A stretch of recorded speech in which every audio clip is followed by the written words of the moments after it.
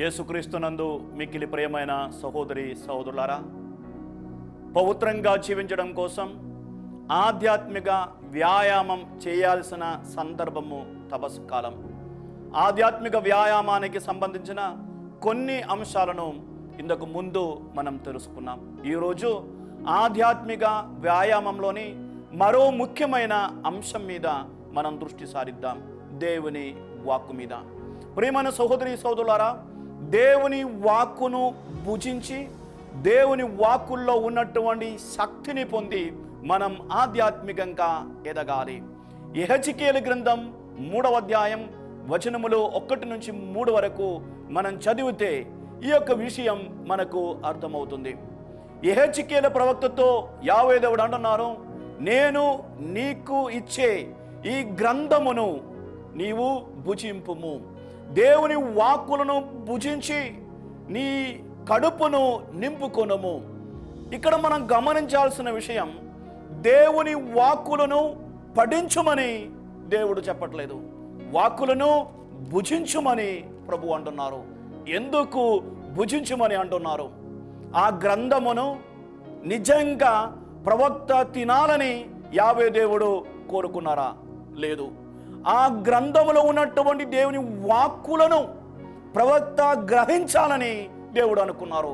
కానీ పఠించు అని చెప్పకుండా భుజించు అని చెప్పారు. ఎందుకు? అందులో ఒక లోతైన అర్థం ఉన్నది. మనం పఠించే విషయాలు బహుశా మనం మరచిపోతాం, మనం వినే విషయాలు బహుశా మనం మరచిపోతాం. కానీ మనం భుజించే వస్తువులు మన శరీరంలో లీనమైపోతాయి, మన శరీరంలో భాగంగా మారుతాయి. అదే విధముగా మనం పఠించే దేవుని వాక్కులు, మనం భుజించే దేవుని వాక్కులు మన జీవితంలో భాగంగా మారాలని ప్రభువు కోరుకున్నారు. అది ఒక రోజుతో కానీ 2 రోజులతో కానీ పూర్తయ్యే పని కాదు, నిరంతరం జరగాల్సిన పని. అది ఒక ఆధ్యాత్మిక వ్యాయామము. కాబట్టి దేవుని వాక్కులను నిరంతరం భుజిస్తూ ఉండాలి.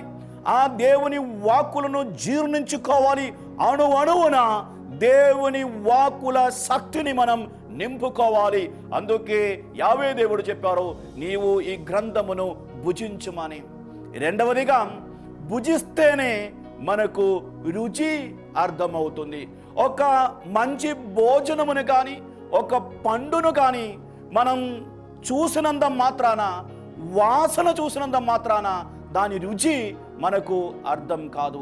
రుచి అర్థం అవ్వాలంటే, ఆ రుచిని అనుభవించాలంటే దానిని భుజించాలి. దేవుని వాక్కుల్లో ఉన్నటువంటి శక్తిని అనుభవించాలంటే, దేవుని వాక్కుల రుచిని మనం తనివి తీరా అనుభవించాలంటే దేవుని వాక్కులను మనం భుజించాలి. మూడవదిగా, భుజించడం అనేది నిరంతరం జరిగే ఒక కార్యం. మనం జీవించే అంతవరకు భుజిస్తూ ఉంటాము. అదే విధముగా దేవుని వాక్కులను కూడా మనం చివరి క్షణం వరకు భుజిస్తూ ఉండాలి.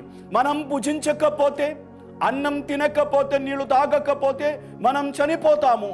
అదే విధముగా దేవుని వాక్కులను మనం నిరంతరం భుజించకపోతే ఆధ్యాత్మికంగా మనం జీవాన్ని కోల్పోతాము.